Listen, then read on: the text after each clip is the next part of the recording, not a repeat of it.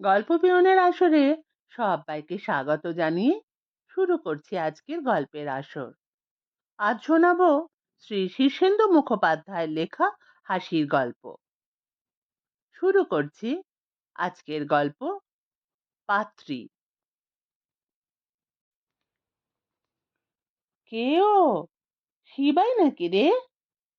যে আজ্ঞে, শিবাই বটি। তা পাত্রী পছন্দ হলো? না জামাইদা, এটাও লাগসই নয়। দাঁত উঁচু। দাঁত উঁচু? তা কত উঁচু? মুখ বন্ধ হয় না? তা হয়। আজকাল তো শুনি উঁচু দাঁতের বেশ কদর হয়েছে, নাকি? ফিল্ম আর সিরিয়ালে নাকি উঁচু দাঁতের বেশ কদর। আপনি তো ওসব দেখেন না, তবে জানলেন কিভাবে? দেখার সময় কোথায় যে দেখবো। তবে ভস্তাস ঠাকুর মশাই বলছিলেন বটে, অঘোর হে, আজকাল উঁচু দাঁতের ছড়াছড়ি। ঠাকুর মশাই? নিমু বাবুর বাড়িতে ঠাকুর মশাইকে দেখেছি বটে বার কয়েক, টিভির সামনে বসে ঘাড় কাত করে রোজ সন্ধেবেলা তোফা ঘুম দেন। ফাঁকে ফাঁকে দেখেন আর কি। তা ঘরদোর কেমন দেখলি? আগে ওসব ভালো, পাকা একতলা, বাড়িতে টিউবওয়েল। শুনে দেখলাম বাড়ির হাতায় অন্তত 100 সুপুরি গাছ, 2টি পুকুর, আম বাগান, জমি জিরে। লাগিয়ে দিলে পারতি, দাঁতে আটকায় যে, না হলে লাগিয়েই দিতাম। মেয়ের যেমন দাঁত উঁচু, তেমনি তোর আবার নাক উঁচু। বলি দামড়া, বয়সটা খেয়াল আছে? 36 পেরোলে কিন্তু। আমার আর বিয়ে হবার নয়। বিয়ে না হয় না হোক, যেমন তেমন একটা ধরে আনলে আমার হবে না। ভাবিয়ে তুললি। আয়, বারান্দায় চৌকিতে বসে একটু ভাবি। জ্যোৎস্নাটা খুব ফিনকে দিয়েছে আজ। তোর সঙ্গে গিয়েছিল কে? গদাই, পবন আর মেসোমশাই। তারা কি বলে? মেসোমশাইয়ের কথা আর কবেন না, যাকে দেখে তাকেই পছন্দ। পবন আর গদাই বললে চলবে না। তাহলে 11 নম্বরেরটাও আউট। যে আজ্ঞে, 10 নম্বরটা যেন কি দোষ ছিল? সেটা তো আপনিই বাতিল করলেন, মনে নাই নাকি? ও হ্যাঁ, মনে পড়েছে, পাত্রীর ভৌম দোষ ছিল। বড় মুশকিলেই পড়া গেল রে। তোর মা, বাপ, দিদি সবাই যে তোর বিয়ের জন্য বড় পাগল হয়ে পড়েছে। জুৎসই পাত্রী পাওয়া যাচ্ছে না, অথচ রাস্তায় ঘাটে কত সুন্দরী মেয়ে ঘুরে বেড়াচ্ছে। কি ব্যাপার বলতো? দেখেন জামাই দাদা, আমার মেয়ে ছেলে দেখার চোখও নাই, রোখও নাই। আমি কাজ কারবার নিয়ে ঝঞ্ঝাটে জড়িয়ে আছি। আপনারা সবাই ধরে পাকড়ে পড়লেন বলে ঘাড় কাত করতে হয়েছে। বলি কি, এবার আমাকে রেহাই দেন। কোষ্কিরে ডাকাত, তোর বিয়ে দিতে না পারলে যে আমার অন্ন জল বন্ধ হবে। ললাটের লিখন বলেও তো একটা কথা আছে। আমি ভেবে দেখলাম এইভাবে মেয়ে দেখে বাড়ানোটাও ঠিক হচ্ছে না।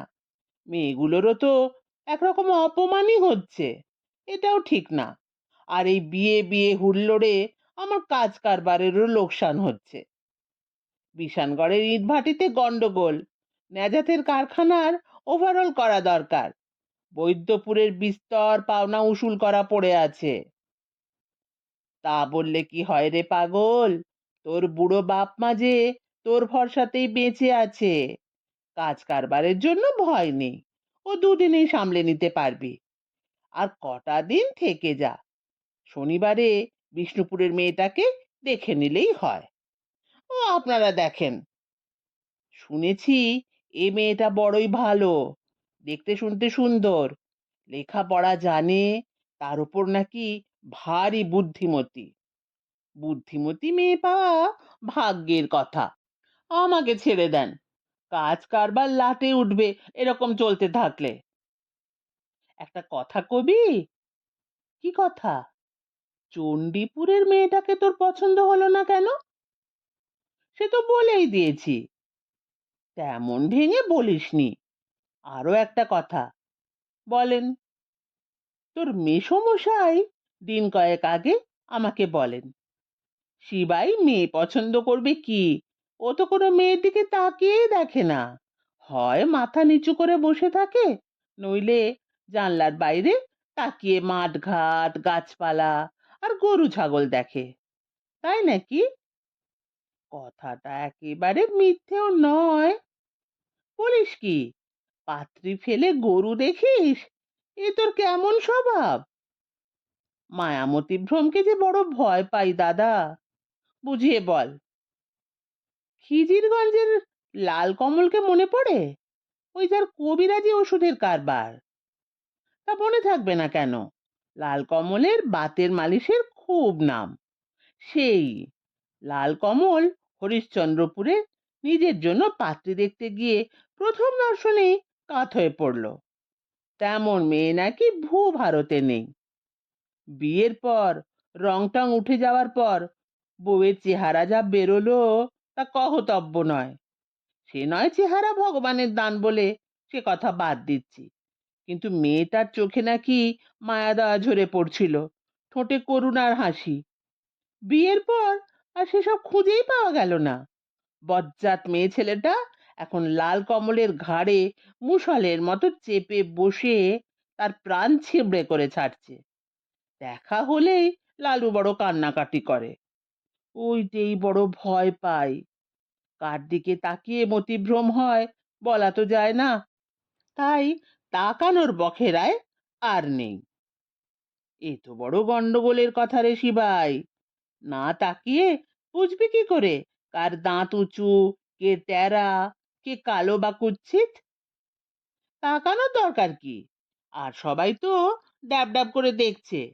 তাই তো বলছি, আমার দেখা না দেখা সমান। আপনারা ধরে বেঁধে জুতে দিলে কিছু করার থাকবে না, কিন্তু বউ যদি বাড়িতে অশান্তি করে তবে আপনাদের দায়িত্ব। হুম, বড় ভাবনায় ফেললি দেখছি। মনে হচ্ছে তোর বিয়ের মতলব নেই। সে কথা তো কেউ কানেই তুলছে না। আমি তো বলেই আসছি যে সংসার ধর্ম আমার জন্য নয়। তা বললে কি হয় রে পাগলা? তোর বাবা মা দিদিরা যে আমাকে উস্তম কুস্তম করে ছাড়ছে। বয়সের ছেলে বিয়ে না দিলে যে বুড়ো বয়সে আধ পাগলা হয়ে ঘুরে বেড়াবে। তা বিয়েতেই বা তোর এত আপত্তি হচ্ছে কেন? ফকির বৈরাগী কাঙাল কে না বিয়ে বসেছে বলতো? বয়ধর্ম বলেও তো একটা কথা আছে। তার ওপর রোজগার পাতি ঠাকুরের ইচ্ছায় তো মন্দ করছিস না। কয়েক লাখ টাকার কারবার। তা এসবেরই বা কি বিলি ব্যবস্থা হবে বলতো? তোরটা খাবে কে? 10 ভূতে লুটে খাবে। তাই বা মন্দ কি? আমার কাজটুকু আমি করে যাচ্ছি। ভবিষ্যতে কি হবে তা নিয়ে মাথা ঘামানোর কি আছে? আমার সঙ্গে যখন তোর দিদির বিয়ে হয় তখন তুই কতটুকুন ছিলি মনে আছে? মাত্র 5 বছর বয়স তখন তোর। সেই থেকে তোকে এত বড়টি হতে দেখলাম, কিন্তু তোর মতি গতি যে ভালো বুঝতে পারি তা নয়। সব কথা খোলসা করে বলিসও না। স্বভাব চাপা হলে অন্য সকলের মুশকিল হয়। আমার মতি গতি কিন্তু জটিল কুটিল না। আসলে আমি বিয়ে ব্যাপারটায় তেমন আগ্রহ বোধ করি না। কাজ কারবার নিয়ে মেতে থাকতে ভালোবাসি। দাঁড়া, একটা কথা মনে পড়লো হঠাৎ। কি কথা? শীতলকুচিতে তোর একটা ঠেক ছিল না? ছিল। পানের বরজ করে বড়লোক হওয়ার পাই চেপেছিল মাথায়।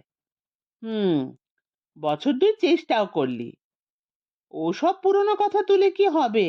তখন কানাঘুষো শুনেছিলাম মহিতোষ রায় নামে এক ভদ্রলোকের মেয়ের সঙ্গে তোর নাকি একটা খটামটি লেগেছিল। ঠিকই শুনেছিলেন। ব্যাপারটা কি খুলে বলবি? হঠাৎ সেই বৃত্তান্ত শুনতে চান কেন? সেই মেয়েটার সঙ্গে তো ঝগড়াটা কিসের? ও বাদ দেন, মেয়ে মানুষদের সঙ্গে ঝগড়ায় গেলে মুশকিল। আমি তেমন রোখাচোখা মানুষও তো নয়। তা ঝগড়াটা কি নিয়ে? সে তো চুকে বুকে গেছে। মনে করে দেখ তো, মেয়েটার নাম কি মাধবী রায়? হ্যাঁ, কিন্তু আপনাকে কে বলল? মাধবীর নাম তো আপনার জানার কথাই নয়। শীতলকুচির লক্ষ্মী ভাণ্ডার তো আমার কাছ থেকেই মাল নেয়। তাই নাকি? আমাকে মাসে একবার দুবার যেতেই হয়। গোরাচাঁদ সিংহ রায় শীতলকুচির মস্ত মহাজন, লক্ষ্মী ভাণ্ডারের মালিক। চিনি। আমি যার কাছ থেকে পানের বরজ কিনেছিলাম সেই মহেশ রায়ের ভাইরা ভাই হলো গোরাচাঁদ। লক্ষ্মী ভাণ্ডারে তখন এমন ফলাও অবস্থা ছিল না। তা কথায় কথায় গোরাচাঁদকে বলেছিলাম তোর কথা। তখন গোরাই বলল, তুই মাধবীর সঙ্গে কি একটা গন্ডগোলে শীতলকুচি ছেড়ে চলে এসেছিলি।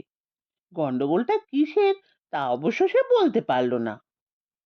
বলার মতো কিছু নয়, তখন খুব বোকা ছিলাম তো, অভিজ্ঞতাও হয়নি, তাই অপমানটা হজম করে চলে আসতে হলো। তবে ওসব আমি তো আর মনে রাখিনি। যা হয়ে গেছে তা নিয়ে আর ভেবে কি হবে বলুন। ঝগড়াটা কি নিয়ে? শুনলে হাসবেন। বলেই দেখ না। বলতে বাঁধো বাঁধো ঠেকে। শত হলেও আপনি গুরুজন। ওসব কথা বলতে গেলে কেঁচো খুঁড়তে সাপ বেরোবে। তোকে আমি সাঁতার কাটতে শিখিয়েছি, সাইকেলে চড়তে শিখিয়েছি, আমার কাঁধেও চড়েছিস অনেক। আমার কাছে তোর লজ্জা কিসের? বয়সকালে যদি কিছু করেও ফেলে থাকিস সেটা বয়সের ধর্ম। সকলেরই একটু আধটু বেপরোয়া ঘটনা ঘটে। শীতলকুচিতে আমি একটু কুসঙ্গে পড়ে যাই। সন্ন্যাসী চরণ প্রতিহারের বাড়িতে একখানা ঘর ভাড়া নিয়ে থাকি। প্রথম চোটেই পানের বরজ থেকে বেশ কয়েক হাজার টাকা নাফা হয়েছিল। বয়স কম, হাতে খোলাম কুচির মতো টাকা, বুঝতেই পারেন। তা পারি। কয়েকজন মুসাহেব বন্ধু জুটে গেল, তারা আমাকে মদটদ খাওয়াতো। আমারও ফিকে মতো নেশার রং ধরে গেল। রোজই সন্ধ্যের পর আমার ঘরে ৫-৭ জন জুটে যেত। তাদের মধ্যে একজন ছিল অবনী ঘোষ। অবনীর চেহারা ভালো ছিল, পেটে বিদ্যেও ছিল, আবার উড়নচণ্ডীও ছিল। তবে সে একটু আলাদা রকমের ছিল। অন্যদের মতো আমার মোসাহেবি করতো না, কিন্তু আমার পয়সায় নিয়মিত মদ খেত, কারণ তার বিশেষ পয়সা ছিল না। গন্ডগোলটা এই অবনীকে নিয়েই। তাই নাকি? মাধবীর সঙ্গে নাকি অবনীর বিয়ে সব ঠিকঠাক। সেসব আমার জানার কথাও তো নয়। কিন্তু একদিন সকালবেলায় বরজে রওনা হচ্ছি, হঠাৎ ফর্সা, চোখে চশমাওয়ালা একটা মেয়ে হাজির, সঙ্গে গায়ের কয়েকজন মাতব্বর। তাদের মধ্যে কি গোরাচাঁদও ছিল? না, তবে তার বাবা প্রতাপ চাঁদ ছিল। তারা এসেই আমাকে মাতাল, বদমাস, দুশ্চরিত্র আর অনেক কথা বলে প্রচন্ড চেঁচামেচি বাঁধিয়ে দিল।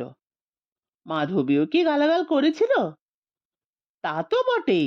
কি রাগ মেয়েটার! বলল আমি নাকি গাঁয়ের ছেলেদের নেশা ভাঙ ধরাচ্ছি, ছেলেদের মরালিটি নষ্ট করে দিচ্ছি, আরো কত কি। ভগবান জানেন, আমার মাতাল বন্ধুরা সবাই অভ্যস্ত মাতাল, আর তারাই আমাকে মদ টদ খেতে শিখিয়ে নিয়ে তারপর আমার ঘাড় ভেঙে মদ খেত। কিন্তু আমার কথা কে আর কানে তোলে বলুন? ফটিক দাস নামে একটা গুন্ডা গোছের লোক তো আমাকে কয়েকটা চড়চাপড়ও মেরেছিল। ভয়ে আমি তখন জবুথবু। তারপর কি হলো? কি আর হবে, চারদিকে ভিড় জমে গেল, সবাই চিৎকার করছে। একমাত্র সন্ন্যাসী প্রতিহারী আমার পক্ষ নিয়ে দু চার কথা বলেছিল। সে মাধবীকেই বলল, অবনীকে শিববাবু মদ ধরিয়েছে একথা গায়ের গাছও বিশ্বাস করবে না। অবনী তো 14 বছর বয়স থেকে মদ খায়, সবাই জানে, কিন্তু তার কথা কেউ কানেই তুলল না। আমার উপর হুকুম জারি হলো, গাঁ ছেড়ে চলে যেতে হবে। তুই কবুল করলি? না করে উপায়?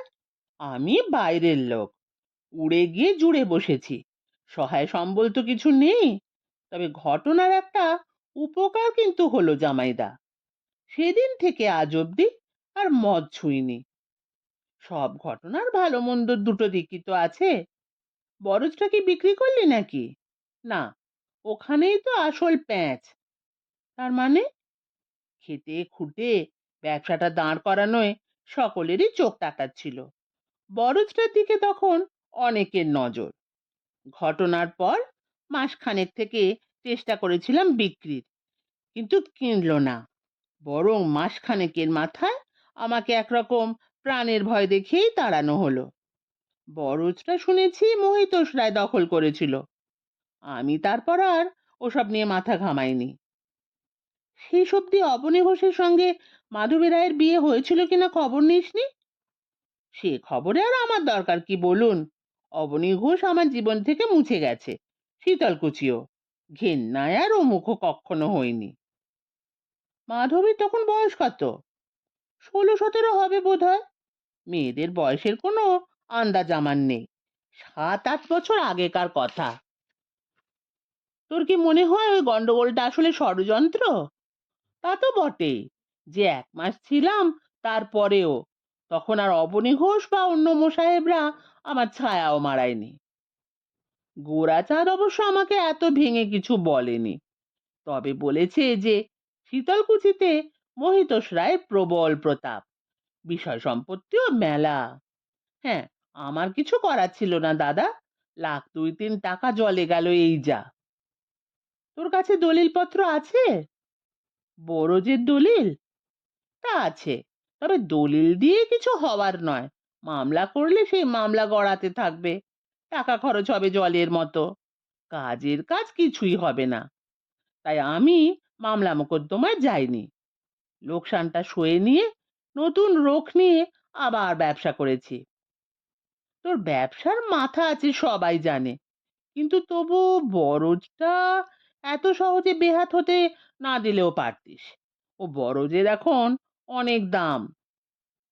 কি করতে পারতাম বলুন? লাঠিবাজি করে তো সুবিধে হতো না, বরং তাতে নিজেই হয়তো খুন হয়ে যেতাম। তা বটে। তবে নবকেষ্ট অন্য কথা বলে। কি নবকেষ্ট? সন্ন্যাসী প্রতিহারের ছেলে। আপনি তাকে পেলেন কোথায়? কেন, সে তো এখন শীতলকুচির লক্ষ্মী ভান্ডারের ম্যানেজার। তাকে চিনব না কেন? সে আপনাকে কি বলেছে? তেমন গুচ্ছ কথা কিছু নয়। এই কথা বলছিল যে মাধবীর সঙ্গে অবনী ঘোষের একটা বিয়ের কথা হয়েছিল বটে, তবে পাকা কোনো কথা নয়। অবনী ঘোষ যে খুব ভালো ছেলে নয়, এটা সবাই জানে। তবে তার বাবা কেতন ঘোষের কাছে মহিতোষের একটু দায় ছিল। কেতন ঘোষ এক সময়ে মহিতোষের দুঃসময়ে তাকে খুব সাহায্য করেছিল। একরকম তার দয়াতেই মহিতোষ ফের নিজের পায়ে দাঁড়ায়। সেই কৃতজ্ঞতা থেকেই এই বিয়ের কথা হয়। ধরে বেঁধে মেয়েটাকে হয়তো অবনীর সঙ্গেই বিয়ে দিতে হতো। মেয়েটা কিন্তু রাজি ছিল না। সেসব তো আমার জানার কথা নয়। তবে অবনী ঘোষ কিন্তু লোক খারাপ ছিল না। মদটদ খেত বটে, কিন্তু আর তেমন কোনো দোষ দেখিনি। কুঁড়ে আর ভীতু ছিল, তা সে তো আমাদের অনেকেই। শেষ অবধি মাধবী কিন্তু অবনীকে বিয়ে করেনি। অবনীর বিয়ে হয়েছে বৈকুণ্ঠপুরের সাধন দাসের মেয়ে বৈষ্ণবীর সঙ্গে। ও বাবা, আপনি অনেক খবর রাখেন দেখছি। পুরো কথা কানে এলে কি করব বল? তবে তুই যে দেখছি অবনী ঘোষের বড় সাউকার হয়েছিস। তোর বিপদের সময় তো অবনী ঘোষ তোর পাশে এসে দাঁড়ায়নি। তবে তাকে ভালো লোক বলে মনে করছিস কেন? ওই তো বললাম, লোকটা ভীতু, কিন্তু খারাপ বললে অন্যায় হবে। কেতন ঘোষ ছিল দাপুটে লোক, কিন্তু চরিত্র ভালো ছিল না। ছেলেরও সেই রকমই হওয়ার কথা। কেতন নিজের বিষয় সম্পত্তি ফুর্তি করে প্রায় উড়িয়েই দিয়েছিল। যা খুদকুড়ো ছিল তা ফুঁকে দিয়েছে অবনী। তবে পেটে বিদ্যে ছিল বলে বরাত জোরে একটা চাকরি পেয়ে গেছে, সরকারি কেরানি। আপনি অনেক খবর রাখেন, আমি এত সব জানতাম না। জানবার চেষ্টা করিসনি বলে জানিস না। কিন্তু আপনি বা এত সব খতেন নিয়েছেন কেন? শীতলকুচির বৃত্তান্ত তো তামাদি হয়ে গেছে, তাই নাকি? কিন্তু আমার তো মনে হচ্ছে না রে শিবাই। তবে আপনার মনে হচ্ছেটা কি? এই যে তোর বিয়ের অনিচ্ছে, পাত্রী দেখতে গিয়ে জানলা দিয়ে গরু ছাগল দেখা, নানা রকম খুঁতখুঁতুনি তুলে সম্বন্ধ নাকচ করে দেওয়া, এসব দেখেই মনে একটু ধন্দ এসেছিল। কিছু মনে করিস না বাপু। শীতলকুচিতে গিয়ে একটু খোঁড়াখুড়ি করতেই কিছু ঘটনা বেরিয়ে পড়লো। এত সব কোনোদিন ভেঙে তো বলিসনি, আমার মনে টিকটিক হচ্ছিলই। দূর, কি যে বলেন!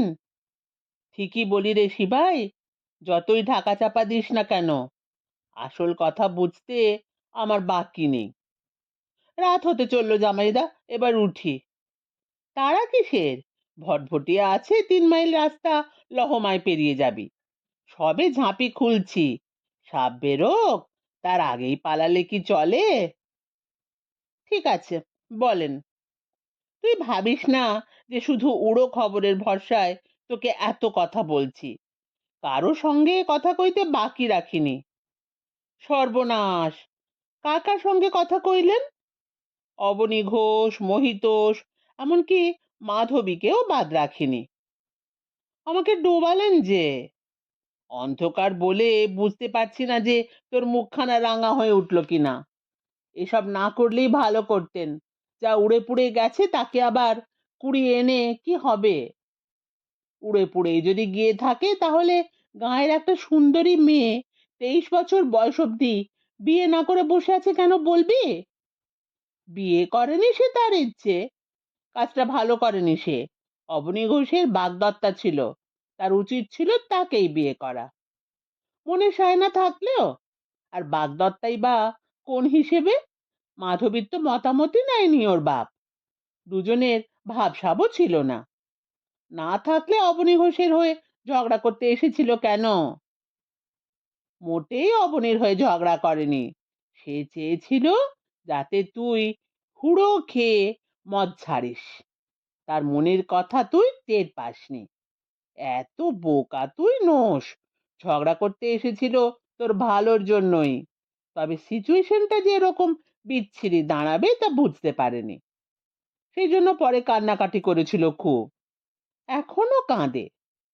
তাতে আমার আর কিছু যায় আসে না দাদা। যায় আসে বলেই না আজ অব্দি তোর আর কোনো মেয়েকে পছন্দ হলো না? সত্যি কথা বলতো, মাধবী তোর সঙ্গে ঝগড়া করার আগে কতবার ভাব করতে চেয়েছিল, তুই তাকে পাত্তাই দিলি না। পাত্তা দেওয়ার প্রশ্ন ওঠে কেন? সে তো আমার চোখে পরস্ত্রী। তোর মাথা! কোনো হিসাবেই মাধবী পরস্ত্রী ছিল না, আজও নয়। মাধবীর কথা তুলছেন কেন জামাইদা? আপনার মতলবখানা কি? গত রোববার তোর দিদিকে নিয়ে আমি শীতলকুচিতে গিয়েছিলাম। সর্বনাশ! সর্বনাশের জন্যই এবার তৈরি হ। তোর দিদির মাধবীকে ভারী পছন্দ হয়েছে। তার উপর যখন শুনলো এত বয়স অব্দি মেয়েটা বিয়ে না করে একজনের জন্য অপেক্ষা করে আছে, তখন তো কেঁদেই ফেললো। মহিতোষ এখন পারলে আমাদের হাতে পায়ে ধরে। বলছিল মেয়েটা বিয়ে করবে না বলে ধনুক ভাঙা পণ করে বসে আছে, আমি মরেও শান্তি পাবো না। কাজটা ভালো করেননি জামাইদা, আমাকে বড় লজ্জায় ফেললেন। দামড়া কোথাকার! শুধু একটা ভুল ধারণার ওপর একটা মেয়েকে এত কষ্ট দিতে হয়? অবনী ঘোষ তো কবেই বিয়ে করে সংসার পেতে বসে আছে। তোর অঙ্ক তো মেলেনি। সব অঙ্ক কি মেলে দাদা? এই অঙ্কটা মিলিয়ে দে ভাই, আর পাত্রী দেখার নামে আমাদের মিছে হয়রান করে মারিস না। আজ উঠি জামাইদা। না উঠলে হবে না, মুচলেখা দিয়ে যা। কোনোদিন তো আমার সঙ্গে অবাধ্যতা করিসনি, আজ কি করবি? জ্বালালেন। দিদি যখন আসরে নেমে পড়েছে তখন আমার জীবন অতিষ্ঠ করে মারবে। মত দিলি তো? না দিয়ার উপায় কি বলুন?